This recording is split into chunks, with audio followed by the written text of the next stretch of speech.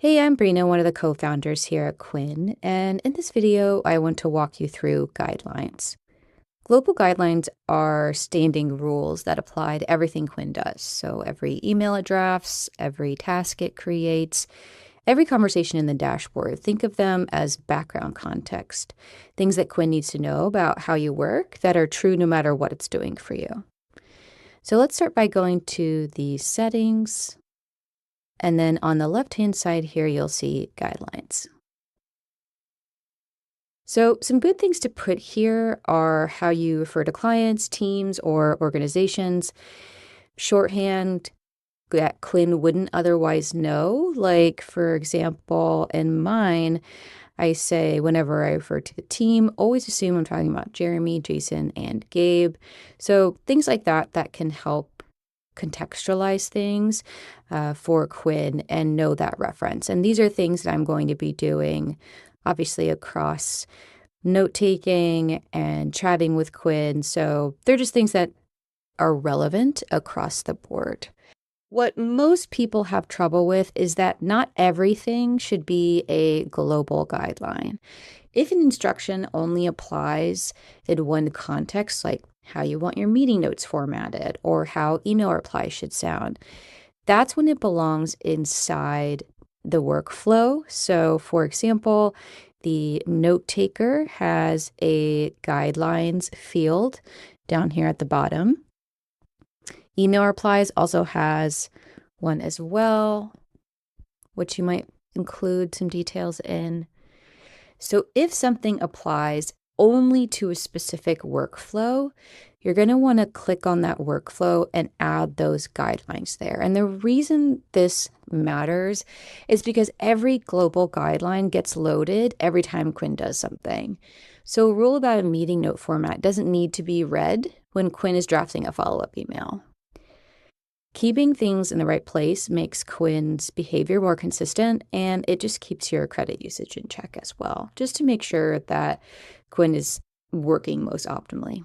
If you wanted to describe a specific trigger, like when a meeting ends, do this, or it produces a specific output, that's probably going to be a workflow instruction and not a guideline. So if it has a if this, then that kind of feel to it, then it'll likely be a workflow.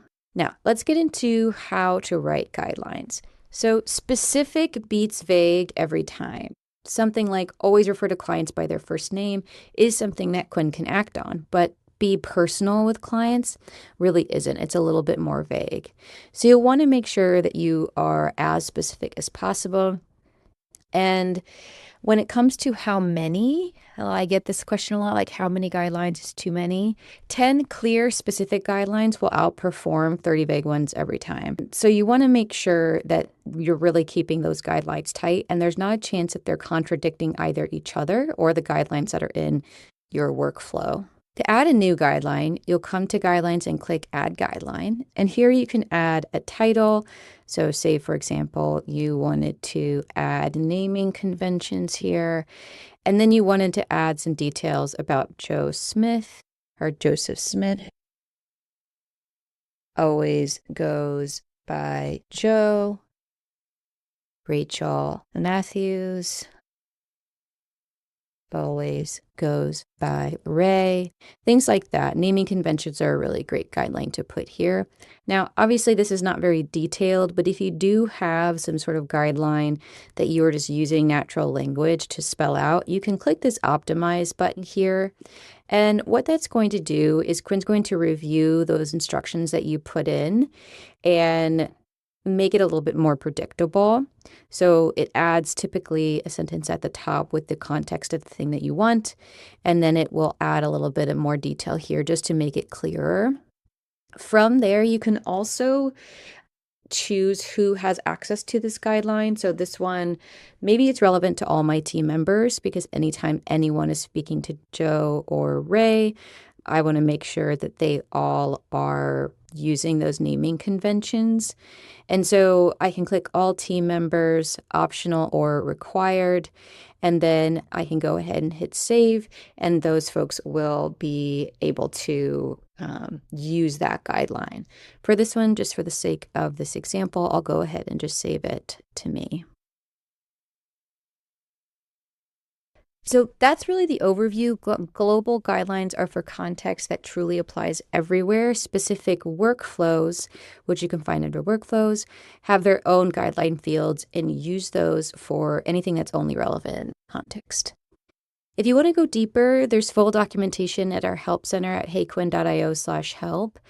And if something isn't working the way you expect, that's the best place to check. And if you have any additional questions, you can always reach out to us at help@heyquin.io. That goes to our entire founding team, and we'd be happy to help. Hope you have a good day.